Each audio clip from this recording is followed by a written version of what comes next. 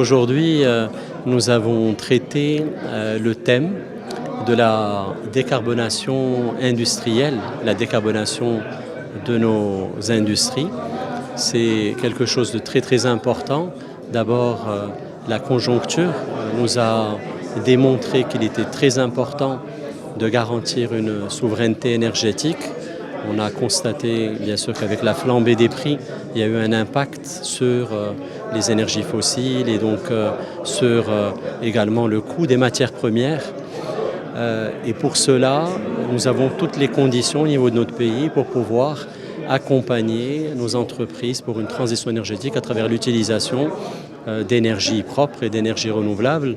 D'abord le solaire, l'éolien, et puis très très bientôt également à travers de l'hydrogène vert et des dérivés de cet hydrogène qui vont permettre de décarboner d'autres secteurs importants. Pas seulement le secteur de l'électricité, mais aussi le secteur des transports, donc là automatiquement ce qui impactera la logistique, plusieurs industries, des industries de la chimie, des industries de l'acier, etc.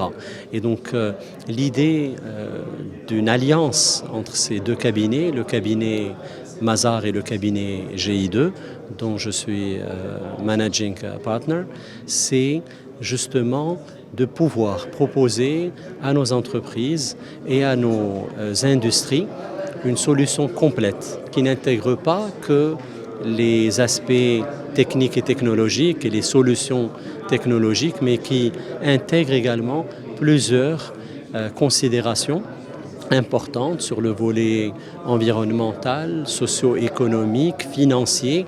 Tout cela est stratégique et c'est pour ça que cette alliance a tout son sens et c'est pour nous une situation win-win de pouvoir justement offrir un accompagnement complet pour justement permettre d'avoir une transition énergétique qui aujourd'hui ne peut être que bénéfique pour nos entreprises puisque la compétitivité énergétique est importante.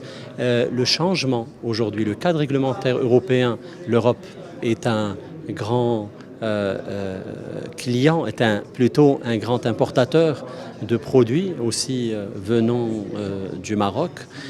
Nous sommes aujourd'hui dans l'obligation de fournir également aussi nos entreprises, nos industries sont dans l'obligation de fournir aussi des garanties, des rapports sur les empreintes carbone de tous les produits et sous-produits qu'ils utilisent. Donc nos conditions climatiques vont nous permettre d'offrir et de proposer des produits qui vont être décarbonés. Ça va nous permettre bien sûr d'avoir et d'être encore plus compétitifs au niveau régional. Alors écoutez, le cadre réglementaire, je l'ai cité tout à l'heure à travers la moyenne tension, est aujourd'hui mis en place, ce qui va permettre d'aller plus rapidement. Bien sûr, il faudra voir aussi par rapport à la mise en œuvre, il va falloir aussi accélérer ce processus. Et bien sûr, il faut que les entreprises soient sensibilisées, elles le sont, soient également aussi accompagnées, qu'elles forment des responsables ESG, donc responsables des aspects environnementaux, sociétaux et également aussi la gouvernance. Il faut mettre en place aussi la bonne gouvernance pour accompagner cette transition. Et en même temps, c'est ce que nous proposons à travers cette alliance aujourd'hui d'avoir les instruments et puis les cabinets, entreprises qui les accompagnent dans leur transition énergétique et dans leur stratégie de durabilité.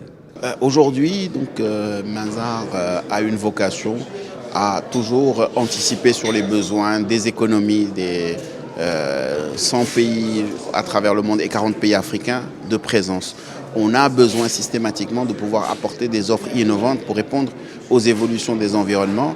Et c'est le but de ce partenariat aujourd'hui pour consolider notre offre sur la durabilité, sur la transition énergétique, sur la RSE, parce que c'est un besoin qui va être de plus en plus important. Déjà à travers le monde, en Europe notamment, ça a commencé, et ça va se développer sur le continent africain. Et à chaque fois que nous apportons une offre qu'on consolide, nous avons besoin de mettre dans le dispositif toutes les expertises, qu'elles soient les expertises des émetiers de Mazars, mais également les expertises techniques pour accompagner. D'où ce partenariat important.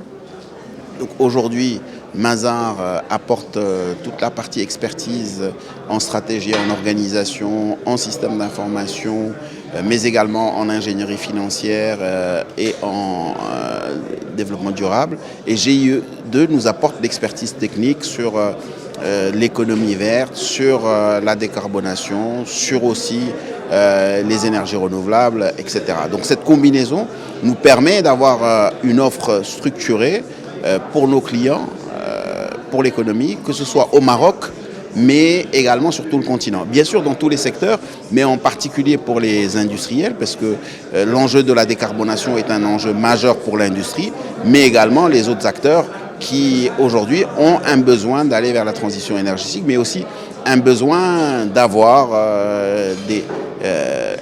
un audit de leur bilan carbone, ont besoin d'avoir un vrai rapport sur le développement durable. Donc toutes ces dynamiques doivent être accompagnées et aujourd'hui, comme pour nos autres business units, ça a vocation à apporter une réponse aux besoins du Maroc, mais également aux besoins des autres pays du continent.